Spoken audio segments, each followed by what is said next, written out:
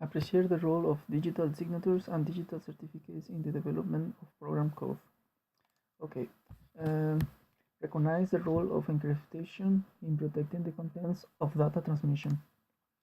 First of all, we need to know that the encryption is very important for all of us because in these new technologies, we already have a lot of devices and we communicate with each other by computers.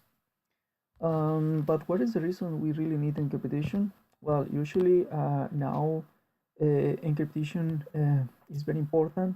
However, the governments want to take over the encryption, and well, because for many reasons. One of them is for terrorism, criminal cases, but it cannot be done safely. So good guys are spied too. Um, well, without encryption, we can be stolen by, for example, by someone who wants to get our credit card. Also, we can be without encryption, we can be easily hack our computer or a smartphone. Also, in the next years, we will have cars that they will drive without a driver, so it will be very hard now. So it's very important to have encryption. So, but what is the reason we need encryption in the car? We don't have really a big data. What is the big deal? Well, the big deal is that someone go in your car system and well, it can be a target for a future terrorism. So well, just to finish this part is we need to understand the importance of encryption. Imagine this is a locker to protect all your data. Data can be, for example, your pictures, video of your life, um, information, the sensitive information, or even the well between me and you, maybe some password that you may have there, or another sensitive information that you just want to know. And obviously, for example, data can be money. Remember that now with the Bitcoin and the banks, we are using data just to have electronic money. Discuss security tokens. Before to start, I can explain that there is so many things that we can authenticate. In this case, for example, if you want to go to the ATM, you need two types of authentication. First, you need to insert your card, and second, you need to put your NIP. Without both, you cannot get, for example, money or have any query. The time-based one-time password is means that, for example, you have your token in your cell phone, and for every 60 seconds it will change for a different number. The one-time password is used. This one it will be very useful for example, if you want to pay. You have just 60 seconds to put your token. Otherwise, you need to change with another token and enter different numbers.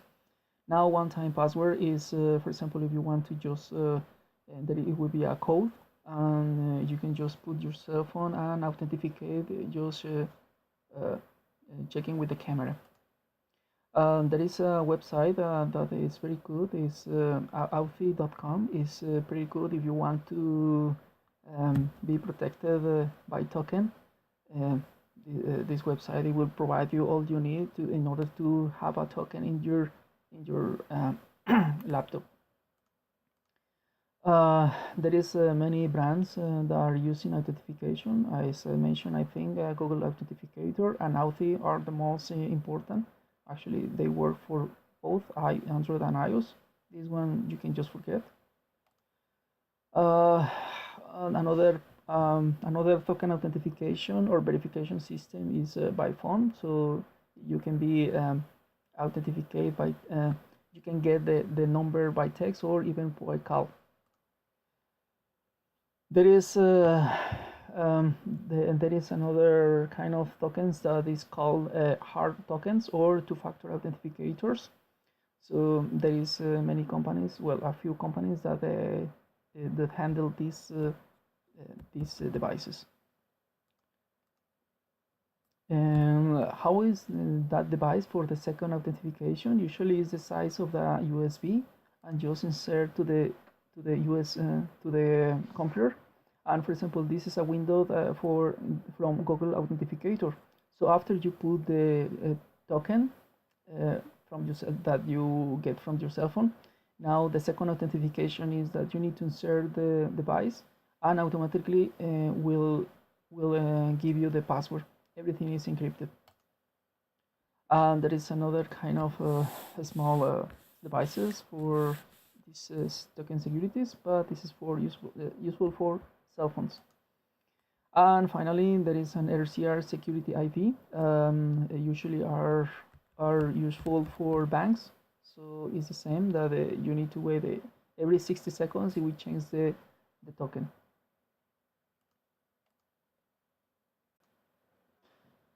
Digital certificates. I think it would be easier if we can just go, for example, to Firefox, and you can just go to the website, the original of Firefox, and go, for example, here. As you can see, for example, there is a secure connection, and this is a certificate.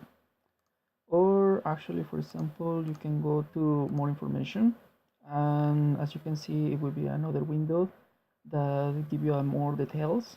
We will go to check birth certificates, and as you can see, the common name is support Mozilla. So Mozilla say that it's a original name and is trust in that name. The foundation is Mozilla Foundation. This is the fingerprints, and there is more information. This is the part of the certificates. For example, this is a signature algorithm signature. I think I will talk about later. What more we can explain? For example, we can go that icon and go to options, go to privacy, and we can just see certificates. And as you can see, it will be all the certificates that the Mozilla has in this moment. Yeah, so you can just check with more details, and I think it's all for the moment. A digital signature is a mathematical scheme for demonstrating the authenticity of digital messages or documents. We have a small graphic just to explain a little bit better. So is first of all, we have the sender that we have just a hash of algorithms. After that, we will get the hash value that it will be encrypted to produce a digital signature. In this section, it will be the part of the encryption. So, and at the end, we will have the signed message. Okay, but for example, now if we want to come back, we have now the sender that wants to send the digital signature.